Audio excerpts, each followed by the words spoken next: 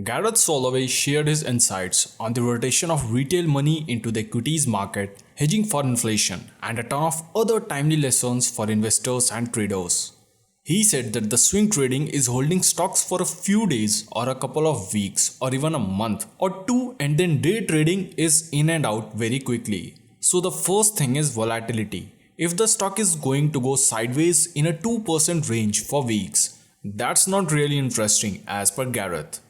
Chinese stocks like GoTo or TME or IQ are performing really well. IQ had a nice pop recently about 10% because those stocks got crushed when the Archegos capital collapse occurred, where brokers basically had to force liquidate those positions, and those stocks by no fault of their own got crushed. And anytime you see something like that where these stocks fall, 30, 40, 50%, it's going to pop up. So that volatility indicator is key, and then the next step is to find the chart level to enter, and what you should look for is price pattern and time. So the price would be like a gap fill or a double bottom or some signal like that time factors. We have something called time counts we look for, and the pattern could be a bull flag or anything like that, but those are the key metrics. One of the best stocks right now is Viacom. It was crushed with Archegos capital collapse, and it's basically trading at a 9% forward. Pays a 2.5 dividend. The stock is in major support. The bottom line is that you have these scenarios where inflation is starting to bubble up. You have the potential for tax increases here in the United States. All of those are going to weigh on the money flow that's coming into the market, and ultimately institutions are starting to exit. Gareth says that your ultimate entry points should come from technical levels on the charts and then the major oversold condition. So Viacom going from 102 or so down to 40 in such a quick amount of time, there's almost naturally this pendulum swing back that occurs in stocks that get oversold, especially ones where it's not company specific negative news. If they said that we are going out of business, that's one reason why the stock would be down. In this case, they didn't really have anything like this. They did an equity offering near 100, which is one of the greatest trades of all time, for them to sell a billion plus. 1.5 billion in shares near 100, and then the stock goes to 40. They should have bought that amount back, and then they would break even and end up making $1 billion or so on the trade. But that's the key. The interesting thing came few days ago with the Discovery announcement that they were going to merge in with HBO Max and HBO from AT&T. As per Gareth, it means that another big player could look to buy Viacom.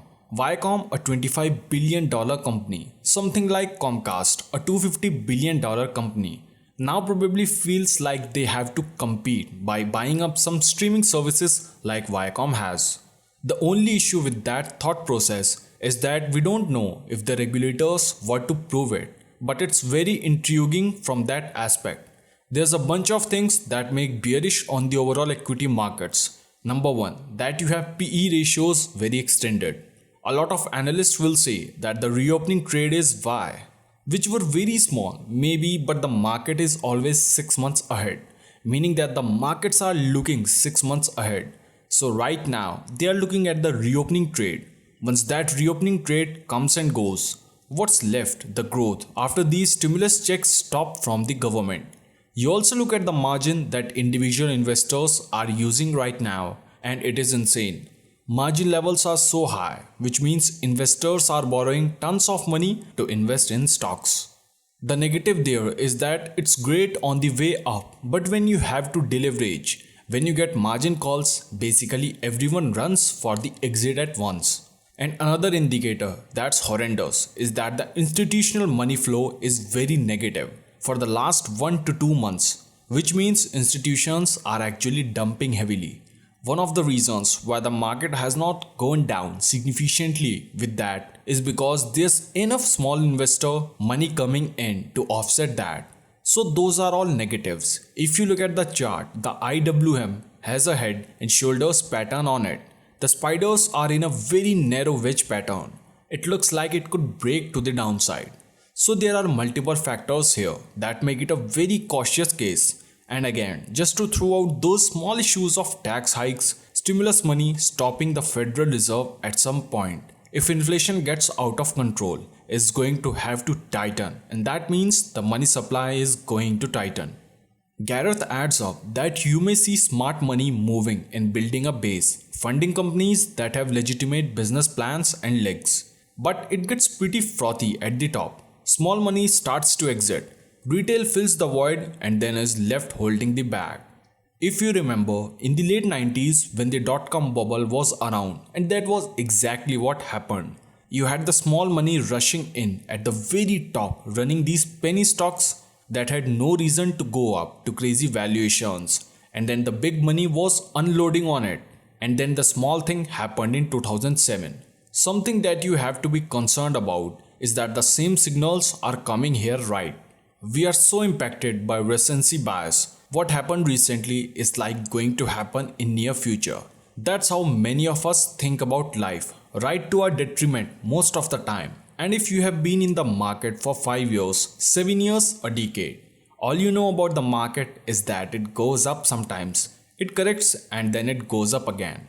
So if you have just joined in the last year and a half, we have millennials who, even if you started trading 5 or 7 years ago, ever since 2009, the Fed has been injecting capital into this market, flooding the environment with huge amounts of cash which have basically lifted the market up.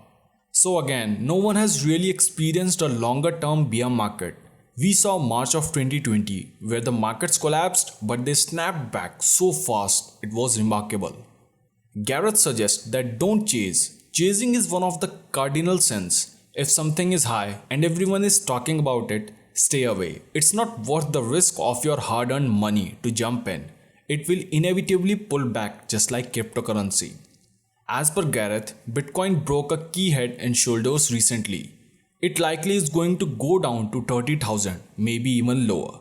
The crypto market has normally had 50% corrections as run of your mill, and it's just a normal thing. Gareth concludes by saying that in 2017, Bitcoin had a more than 50% correction, so be aware of your emotions. Emotion is the detriment of any investor and trader. It causes us to chase opportunities and pay up. So guys, here is the end of this informative video of Gareth's views. And if you want more such amazing videos, then please appreciate my efforts by liking this video, leave a comment in the comment section below, and also subscribe to this beautiful channel for more such fascinating videos. I'll catch you in my next informative video. Till then, have fun.